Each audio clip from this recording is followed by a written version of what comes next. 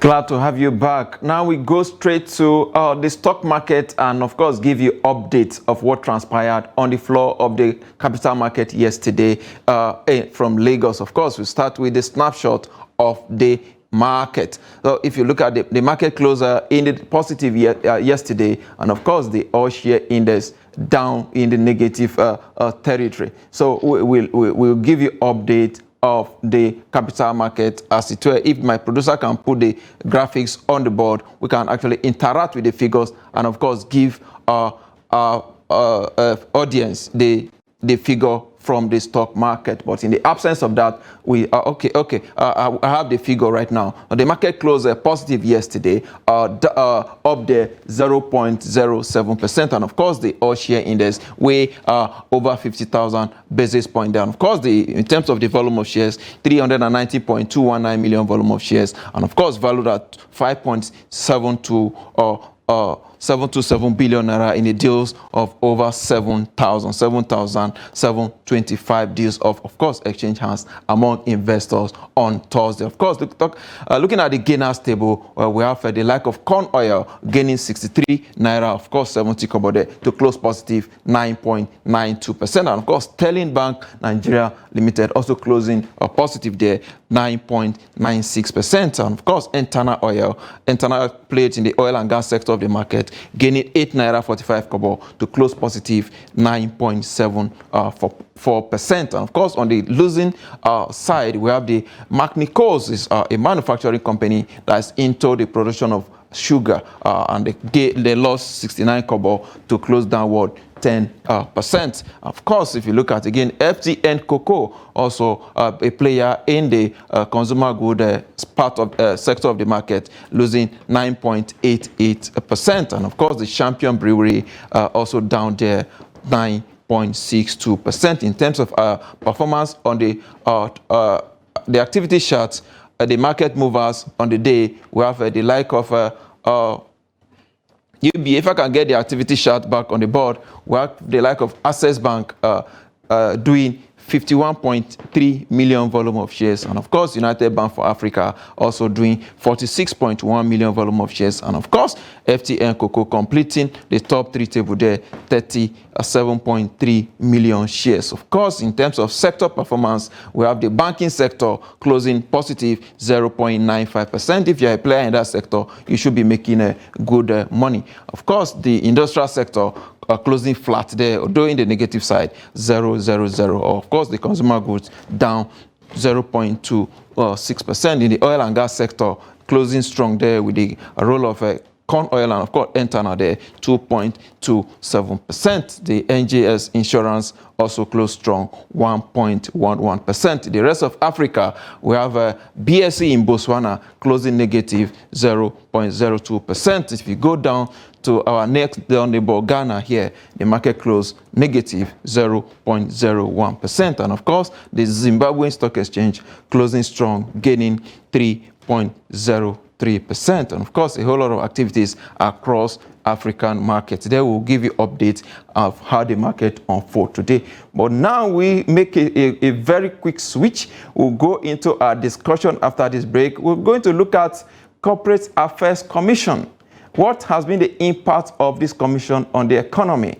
There has been a lot of reforms in that sector in the last couple of years. We'll discuss that after this break. Don't go away.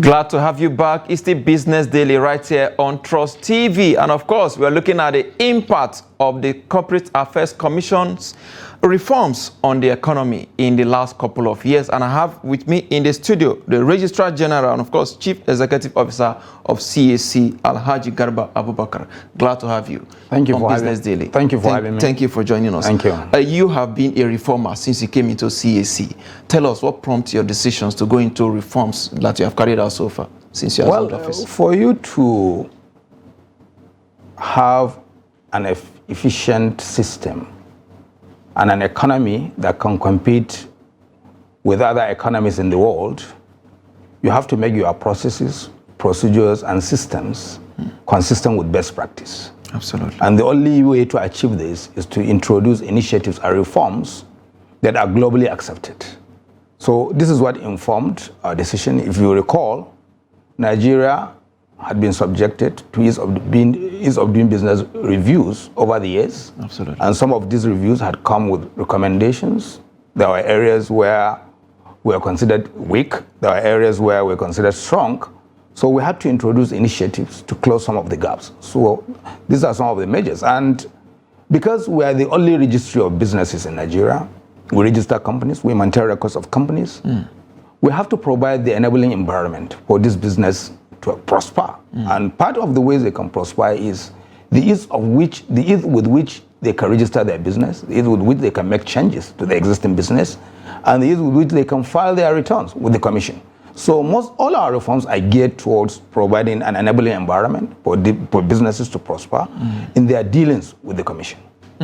Interesting there. Let's look at start from the recent reform that you carried out, the BOR, what we call a beneficial ownership register that you carried out recently. What informed your decision to make that public? Well, the beneficial ownership register, if you recall, didn't start today. Nigeria had signed different commitments. The first one under the Open Government Partnership, as well as the Extractive Industry Transparency Initiative. These are commitments that support open government, transparency, and anti-corruption. And before then, Nigeria, year in, year out, was being evaluated by the Intergovernmental Action Group Against Money Laundering in West Africa. They had been evaluating our anti-money laundering regimes. Part of the requirements for anti-money laundering is the issue of ownership of companies and the actual control and ownership of these companies. Before now, company law used to recognize what we call lifting the veil. You may not know who ultimately owns a company in the past. Because it may be done through anonymous process. Absolutely. It may be done through a complex corporate arrangement where these shares are entrusted in a corporate body. You may not get to know the ultimate beneficiary. But because of concerns about money laundering, terrorism financing, and corruption, global attention has shifted to knowing these ultimate beneficiaries. The decision to make this register public was not our decision. It was actually a decision made based on a commitment made by Mr. President Muhammadu Buhari in 2016 at the London Anti-Corruption Summit that Nigeria was going to have an open and publicly available register of beneficial owners of companies. At the time the commitment was made, the legal framework that will support beneficial ownership disclosure was not even in place. So the Companies and Allied Matters Act was amended to provide for disclosure of persons with significant control, which is the same as the beneficial owners. Yes, CAMA. Yes. And we now issued Companies Regulation. The Honorable Minister of Industry, Trade and Investment approved the Companies Regulation 2021, as well as the Beneficial Ownership Regulation or Persons with Significant Control Regulation 2023. So that was what gave us the impetus to actually build this register. Although, immediately after the passage of CAMA in 2020, after the assent, the implementation started in 2021. We didn't want to leave any gap in our database. We started collecting information on persons with significant control, even at that time, from January 2021. But we didn't have a standalone register in open data format as at then. So World Bank supported us through the Federal Ministry of Finance under the Fiscal Governance and Institutional Project. So funding was provided to build this register in an open data format that will allow anybody interested to actually access the information. The whole essence of making it open and free to the public and any interested person is actually part of measures of supporting anti-corruption. Because if you have any information contrary to what is available in the register, you now have a reason to actually escalate to report. Absolutely. And I was going to ask, to what extent has this helped in combating a financial crime so far? Well, it has just started, but I can assure you it will go a long way, because even before now, before the register, we had given access to all the law enforcement agencies in Nigeria and the intelligence agencies. They have all restricted access to our database, and that has actually helped them in the course of their work. And it's one thing to put a name in the register as the owner of the shares. It's another thing to know whether that person is actually the ultimate beneficiary. Sometimes the record may not actually tell you who owns what. It's investigation that will reveal ultimately as to who actually owns what. Because sometimes beyond what is in the register, you have to follow the money. So when dividends are paid to a particular individual, if eventually in the course of investigation, it is now traced that dividend, he was not the beneficiary of the dividend, then that is a pointer that the ultimate beneficiary is not actually the person that is disclosed in the register. So there's penalty for false information? Of course. In fact, it attracts a conviction of 2 years if you make any false declaration to the commission, not just in relation to BO, but in any other filing that you are making with the CAC. But delay in submitting this information, because what the law says is, if you are a person with significant control or beneficial owner, you have to inform the company within 7 days. Immediately you qualify as such. And what makes you to qualify is if you are on shares or you control voter rights to the extent of 5% as a natural person, or if you exact any form of control or influence over the way and manner a company is being managed, or where you have any trust or other legal arrangements, whether registered or not, that has this amount of interest, then you have to disclose. And the first disclosure is made to the company. The company is required to maintain a register of its beneficial owners. And they are supposed to extract information from that register within 30 days after the information is made available to them and file it with the commission. So where a delay is made in submitting this information to the commission, it attracts a daily default penalty against the individual and the company. Because the company has an obligation to actually know who its beneficial owners are, and to follow them, to pursue them, to submit this information to it. So the regulation has come with a lot of things. It has introduced for the first time the requirement to even disclose if you are a politically exposed person. Politically exposed persons are persons like me, who is a political appointee of the government, and it includes any other person who is a political appointee, as well as their affiliates. So if you have an associate, maybe members of your family or somebody very close to you, that meets this threshold, when he's making the declaration as to his beneficial ownership, he has to disclose whether he is a politically exposed person. You know, usually politically exposed persons are more prone to money laundering and corruption because of the position they hold in the society. They have access to resources. Maybe you have somebody who is responsible for granting mining leases or mineral license. So these are people, the scrutiny is higher on those people because, and those that are affiliated, that are associated with them. Because these are some of the, you know, every country has its own risk assessment. And usually there are categories of entities that are considered high risk. For Nigeria, a national inherent risk assessment was carried out late last year in conjunction with the Nigerian Financial Intelligence Unit, as well as the EFCC and other relevant agencies. ICPC, and the outcome of the assessment is we have classes of companies that are more prone to laundering, to corruption, and these are private companies. For public companies, because they are publicly quoted, they have efficient corporate governance system, and their records and information is publicly available to the extent that shareholders can query and ask questions. You have multiplicity of shareholders that are not necessarily interconnected. But for private companies, you have sometimes family companies or affiliates that will come and register a company. Some of the things they may be doing may not really be subject to public scrutiny. So these are considered high class in the area of money laundering. So that's why we have to put our scrutiny. There is more scrutiny on the information we are receiving from public companies. And another thing we have done is to ensure the integrity of the information we are receiving, we have integrated our system with the National Identity Management Database. Yes, NIM. So any individual that is applying, and it's compulsory that if you are registered, no, it's mandatory. In fact, if you don't have a NIN, you can't register a company. You cannot be a director or shareholder in a company. If you are a Nigerian, we validate your information automatically from the NIN database. Before now, we used to have issues sometimes with the means of identification that were being submitted. We had instances where some of these means of ID were clogged, the name was changed, and another name was superimposed. Usually, when you request for the original for citing, the customer will disappear. He will not come back to you. But with the integration, and you know, because our system is fully electronic, We don't have any interface with customers. These documents are uploaded. So they try to take advantage of that. But we're very meticulous in our vetting.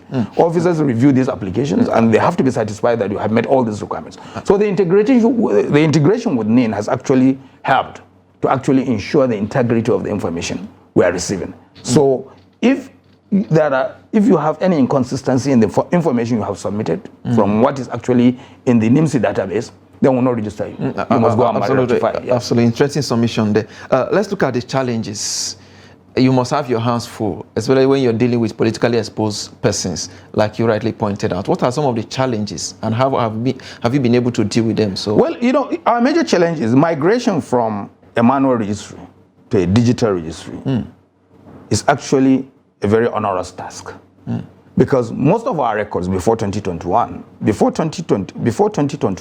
we had a semi-automated system. New registration services were being carried out electronically, but there was no system in place for all the changes that will be made subsequently to be carried out electronically. So manual filings were being accepted for changes, and we didn't have any system for updating the database immediately these changes are made. So we had a serious gap between what is in the electronic database and what is in the physical files. While we were migrating, we had the option to actually start on a clean slate to say, okay, every company will just move your name, your date of registration, and your registration number. Every other information you must submit afresh. But the risk about that was you may end up with strangers coming to claim companies that didn't belong to them. Absolutely. So we had to move what we had in the database and advise all companies to apply to update their records. So because of the huge size of our records, we have close to 5 million entities in our database. We have companies, business names, incorporated trustees. We've now added limited partnership, limited liability partnerships. And we just have 1,200 personnel. So you can imagine if everybody applies for update. The traffic when we started was quite high, but I'm glad things have stabilized and these updates are done as people are applying. And on our own, we decided to do a sectoral mapping to identify sectors that are actually active in the economy, like the banking sector, the capital market, the insurance sector. These are sectors that are subject to other regulatory supervision. And the tendency for the operators in that sector to be up to date in their regulatory obligations is high. So we decided on our own to update the records of these entities. For others, we treat it as they come when you apply, because it's overwhelming and the resources are not adequate. So and the personnel, in terms of personnel. But as I've said, things have stabilized now. So the initial challenge we had was we had a lot of requests for update without commensurate resources to actually carry these updates within a limited time frame. But things have improved. Most of the companies have realized that. And another thing we've introduced is we have what we call the status. If you check our database, it will tell you whether a company is active or inactive, or where it is in liquidation. It will tell you whether that the company is in liquidation or is a receivership. That can be checked on your website. Yeah, on the website. If you go to search.cac.gov.ng. So a lot of companies that didn't bother to be filing their returns with the commission in the past are classified as inactive, because as far as we are concerned, until you are up to date in your regulatory filings, we'll classify you as inactive. So some of them had a lot of transactions going on. They have active bank accounts that they are operating, but they don't bother. They carry out businesses, but they don't bother to file returns. So with this, banks are turning them back. Some of them that are using their corporate account to apply for visa, they are not getting these visas because embassies are rejecting their application because their status is inactive with CAC. And they always come to us and say, look, complaining. We said, well, you can't blame us for that. You are a company, you had obligations to carry out. You have failed in carrying out this obligation. You can't blame anybody. So update your records before we change the status to active. So all this contributed to the, and generally digital systems are never foolproof. Foolproof in the sense that sometimes you have downtime because our system has connection with other applications. I have mentioned the NIMSI database, FIRS, and other applications. So anytime they have issues from their own end, it also affects us because you won't be able to proceed to register. Because at the point of registration, for every limited liability company, we generate a tax identification number, which is provided by the FIRS, and it's affixed on the certificate. So if the system in the FIRS for generating TIN has any issue, it will affect the processing of our own application, as well as stamp duty. The law says to register a company, you must pay stamp duty, and the memo and article must be stamped as a deed. And the stamping is done electronically. So our system usually talks to the FIRS system, and the documents are stamped seamlessly electronically. So if that system has problem, you won't be able to proceed. And also the NIMS system. So the interconnection of this, and another issue is we rely on other technology providers. You have to use the bandwidth being provided by others. Absolutely. You have to use hosting facilities that is provided by another vendor. So anytime you have issues with any of this, you have issues. But sometimes the problem may even be from the customer. Maybe his own bandwidth is not strong. He's unable to access our services. And the next thing he will tell you is CAC is not available. I have not been able to do that. So what we do is anytime we have any issue with the system, we usually post a notice on the database, explain to our customers the challenge and giving them assurances that we are making an effort to resolve. But I can assure you the system is stable, and end to end, all our processes are now done electronically. So from the comfort of your home or office or from anywhere in the world, you can incorporate a company in Nigeria. No, that's interesting. Yes. In 30 seconds, just before we go, we are almost out of time. Yes. A new administration is in place. What are the reforms, again, that we should expect from you? Yes, the reforms mainly now, our focus actually is on compliance. Because most of the initiatives that we have done, in fact, our register, even the beneficial ownership register, is the first in Africa. No other country in Africa has done what we have done in terms of beneficial ownership register.